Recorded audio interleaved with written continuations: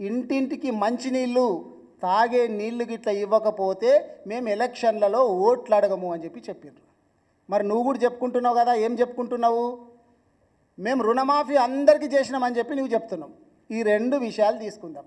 రాబోయేటటువంటి ఎలక్షన్ లోపల తెలంగాణ రాష్ట్రంలో ఏ గ్రామాలలో అయితే కేసీఆర్ గారు భగీరథ ద్వారా మంచినీళ్ళు ఇచ్చిండో ఆ గ్రామాలలో మాత్రమే మేము పాల్గొంటాం ఎన్నికలలో. తెలంగాణ రాష్ట్రం మొత్తంలో భగీరథ నీళ్లు కేసీఆర్ గారు ఇచ్చినటువంటి గ్రామాలలో మాత్రమే పాల్గొంటాము. ఏ ఊరికైతే భగీరథ నీళ్ళు రాలేవో దాంట్లో మేము పోటీ చేయం. కానీ నువ్వు కూడా ఏ గ్రామాలలో అయితే సంపూర్ణంగా అంటే గ్రామంలో ఎంతమంది ఉంటే అంతమందికి రైతులకు రుణమాఫీ అయ్యిందో ఆ గ్రామంలో మాత్రమే మీరు పోటీ చేయాలి. ఆ గ్రామంలో ఒక్కరు మిగిలిపోయిన రైతు రుణమాఫీ కాకుండా ఉన్నా మీరు పోటీ చేయొద్దు. కాంగ్రెస్ పార్టీ పోటీ చేయొద్దు. దీనికి నువ్వు సిద్ధమా?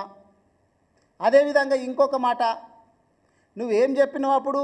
కేసీఆర్ గారు పేద బిడ్డల పెళ్లి గురించి ఆడపిల్లలకు పెళ్లి భారం కాకూడదని చెప్పి ₹1,00,000 ₹1,116 కళ్యాణ లక్ష్మి షాది ముబారక్ కింద ఇస్తుంటే నువ్వు పీసీసీ ప్రెసిడెంట్గా ఉన్నప్పుడు నువ్వు మాట్లాడిన మాట ఏంటంటే కేసీఆర్ గారు ₹1,00,000 ఇస్తుండ్రు.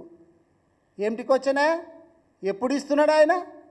పెళ్ళి అయ్యి కొడుకో బిడ్డో పుట్టిన తర్వాత ₹1,00,000 ఇస్తున్నాడు.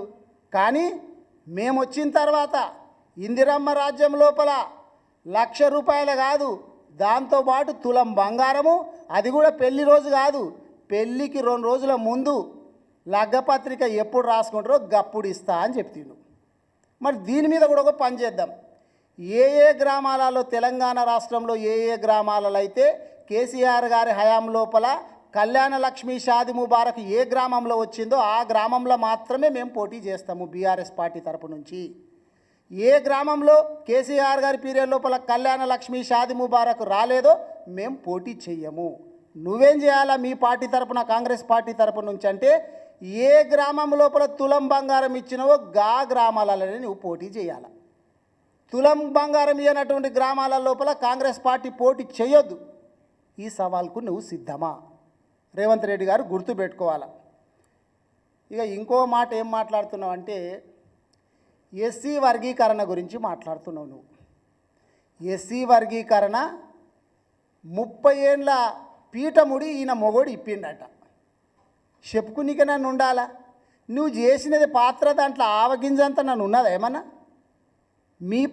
మీ పార్టీ పుణ్యమే కదా 2004 నుంచి 2014 వరకు ఇక్కడ మీరే ఉన్నారు రాష్ట్రంలో, అక్కడ కేంద్రంలో మీరే ఉన్నారు.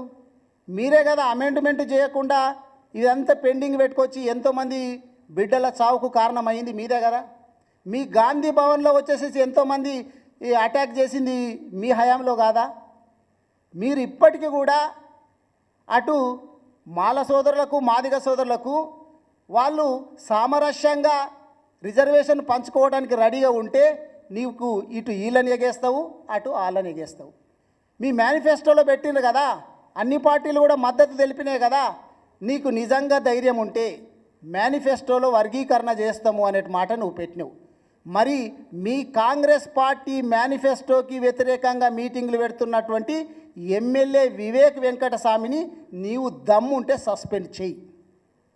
మీ పార్టీకి వ్యతిరేకంగా పోతున్నారు కదా, మీ పార్టీ కట్టుబాట్లకు ఆయన పాటిస్తలేడు కదా. నీకు దమ్ముంటే మీ మేనిఫెస్టోకి వ్యతిరేకంగా పోతున్నటువంటి ఎమ్మెల్యే వివేక్ వెంకటస్వామిని సస్పెండ్ చేసే దమ్ముందా నీకు అని చెప్పి నేను రేవంత్ రెడ్డి గారిని అడుగుతున్నా. ఇంకా లాస్టు నిన్న మాట్లాడుతూ ఏం చెప్తున్నాడంటే బీఆర్ఎస్ పార్టీ వాళ్ళంట చాలా మంది కడుపులో కత్తులు పెట్టుకొని కౌగులించుకునికి వస్తున్నారంట, ఏ క్షణంలోనైనా పొడవచ్చంట. ప్రజలు కాపాడుకోవాలంట ఈయన మాట్లాడే మాటలు. నువ్వు చెప్తున్నావు 2-3 అయితే నిజమే అనిపిస్తున్నది. ఏంటంటే ఖమ్మం లోపల కడుపులో కత్తులు పెట్టుకునేటటువంటి వాళ్ళు నీ పక్కనే ఉన్నారు. నల్గొండలో ఉన్నటువంటి మీ పార్టీ వాళ్ళు జేబులో బాంబులు పెట్టుకునే వాళ్ళు కూడా నీ పక్కనే ఉన్నారు. ఖమ్మం కత్తులు కావచ్చు, నల్గొండ బాంబులు కావచ్చు, ఎప్పుడన్నా నేను ఓడవచ్చు, ఎప్పుడన్నా జేబులోకి వెళ్ళి బాంబు తీసి నీ మీద వేయచ్చు. నువ్వు జాగ్రత్తగా ఉండాలా రేవంత్ రెడ్డి గారు అని చెప్పి చెప్తున్నా. ఈయన పనిలో నిమగ్నమైపోయిండంట. పనిలో నేను నిమగ్నమైపోయినా కాపాడుకునే బాధ్యత మీదే అని